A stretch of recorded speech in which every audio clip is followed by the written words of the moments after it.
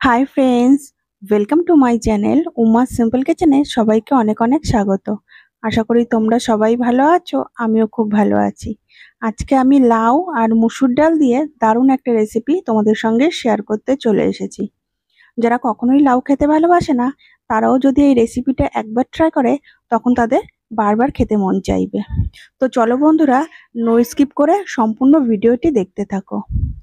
লাউ আর মসুর ডালের রেসিপিটি বানানোর জন্য আমি সবার প্রথমে এখানে একটা মিক্সির জার নিয়ে নিয়েছি। তার মধ্যে দিয়ে দিচ্ছি ভেজানো মসুরের ডাল।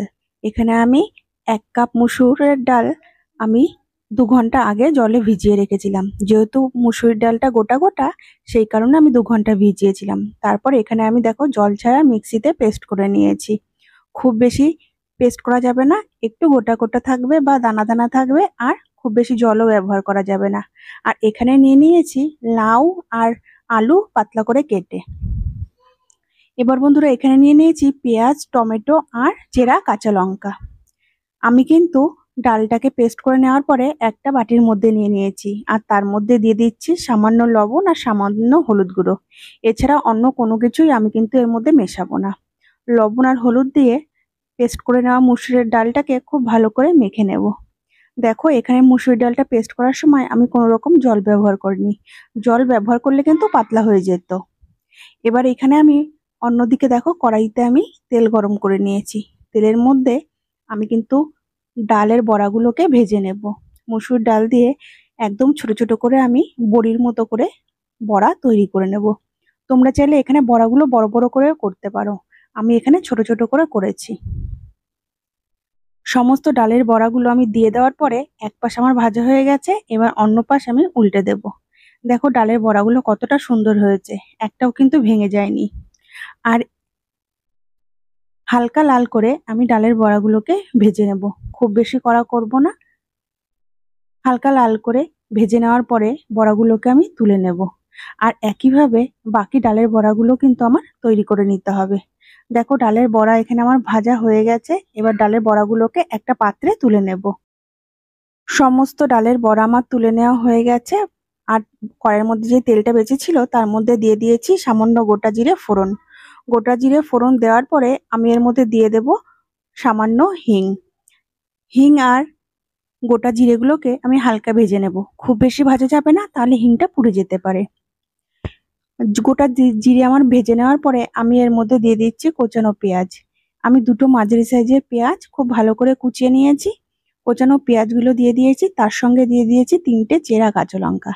এবার কিন্তু বন্ধুরা পেঁয়াজ আর কাঁচা লঙ্কাটাকে আমি কিন্তু গোটা জিরের সঙ্গে একটু কিছুক্ষণ ভেজে নেব। কিছুক্ষণ ভেজে নেব। দেখো ভেজে নেওয়ার পরে আমার এখানে পেঁয়াজগুলো একটু নরম হয়ে এসেছে, তখন আমি এর মধ্যে দিয়ে দিলাম সামান্য লবণ। আমি সামান্য লবণ দিয়ে পেঁয়াজগুলোকে আরো কিছুক্ষণ নাড়িয়ে চাড়িয়ে ভেজে নিচ্ছি। বেশ কিছুক্ষণ ভেজে নেওয়ার পরে আমি এর মধ্যে দিয়ে দেব পরিমাণ মতো হলুদ গুঁড়ো। হলুদ গুঁড়ো দিয়ে দিয়েছি। এবার কিন্তু আমি পেঁয়াজগুলোকে আরো 1 থেকে 1.5 মিনিট ভেজে নেব হলুদ গুঁড়ো দিয়ে দেওয়ার পরে।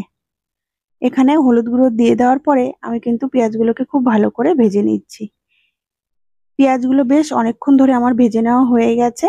পেঁয়াজগুলো প্রায় লাল হয়ে এসেছে। এবার আমি এর মধ্যে দিয়ে দিচ্ছি আদার পেস্ট। এখানে 1 চামচের মতো আদার পেস্ট আমি ব্যবহার করেছি। আদার পেস্ট দিয়ে দেওয়ার পরে নাড়িয়ে চাড়িয়ে নিয়ে আমি এখানে একটা বড় সাইজের টমেটো কুচিও দিয়ে দিয়েছি। টমেটো কুচি দেওয়ার পরে আমি পেঁয়াজগুলোকে খুব ভালো করে টমেটোর সঙ্গে ভেজে নেব। যতক্ষণ না টমেটোগুলো নরম হচ্ছে ততক্ষণ আমি পেঁয়াজগুলো আর টমেটোটাকে কাঁচা লঙ্কার সঙ্গে খুব ভালো করে দেখো ভেজে নিচ্ছি বা কষিয়ে নিচ্ছি।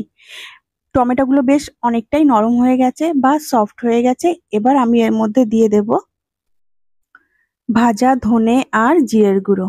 এখানে ধনে আর জিরেটাকে আমি শুকনো খোলায় ভেজে নিয়েছিলাম, ভেজে গুঁড়ো করে নিয়েছি। আর দিয়ে দিলাম সামান্য ঝাল লঙ্কার গুঁড়ো। আর বন্ধুরা দিয়ে দেব 1 চামচের মতো কাশ্মীরি লঙ্কার গুঁড়ো, শুধুমাত্র কালারের জন্য। এবার সমস্ত গুঁড়ো মশলা দিয়ে দেওয়ার পরে আমি মশলাটাকে কিছুক্ষণ কষিয়ে নেব। আর আমি এর মধ্যে দিয়ে দেব সামান্য জল, যাতে মশলাটা পুড়ে না যায়। যদি মশলাটা পুড়ে যায় তাহলে টেস্টটাও বদলে যাবে আর কালারটাও কিন্তু চেঞ্জ হয়ে যাবে। সেই কারণে আমি সামান্য জল দিয়ে মশলাটাকে খুব ভালো করে কষিয়ে নিচ্ছি।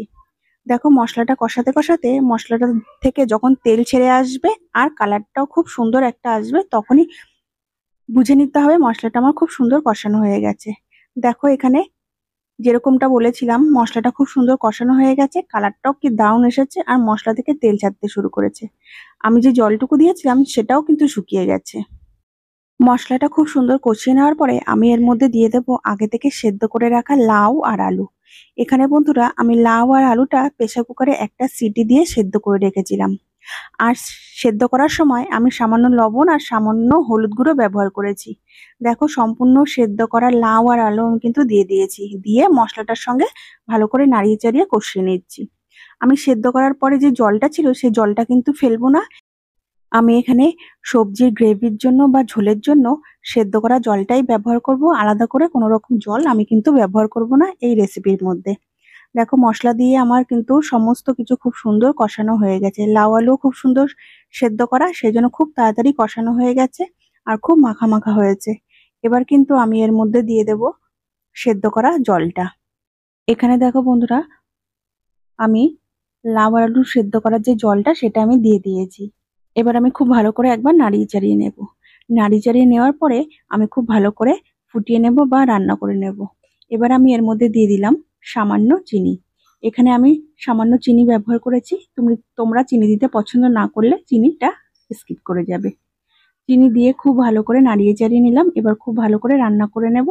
দেখো এখানে আমি খুব ভালো করে রান্না করে নিয়েছি। এবার আগে থেকে ভেজে রাখা ডালের বড়াগুলো কিন্তু দিয়ে দিলাম। বেশ কিছুক্ষণ ফুটে যাওয়ার পরেই কিন্তু ডালের বড়াটা দিতে হবে, নইলে কিন্তু ডালের বড়াগুলো ভেঙে যেতে পারে। 2 থেকে 3 মিনিট আমি কিন্তু ভালো করে রান্না করে নেব। ডালের বড়াটা দিয়ে দেওয়ার পরে খুব ভালো করে নাড়িয়ে চাড়িয়ে নিয়ে 2 থেকে 3 মিনিট আমি খুব ভালো করে রান্না করে নিয়েছি। দেখো আমার কিন্তু ডালের বড়া দিয়ে লাউ আলুর তরকারিটা মাখো মাখো হয়েছে, খুব বেশি আমি গ্রেভি বা ঝোল রাখিনি। এখানে ডালের বড়া দিয়ে লাউ আলুর তরকারির রেসিপিটি কিন্তু আমার রেডি হয়ে গেছে। এবার আমি ওপর থেকে ছড়িয়ে দিলাম সামান্য ধনেপাতা কুচি।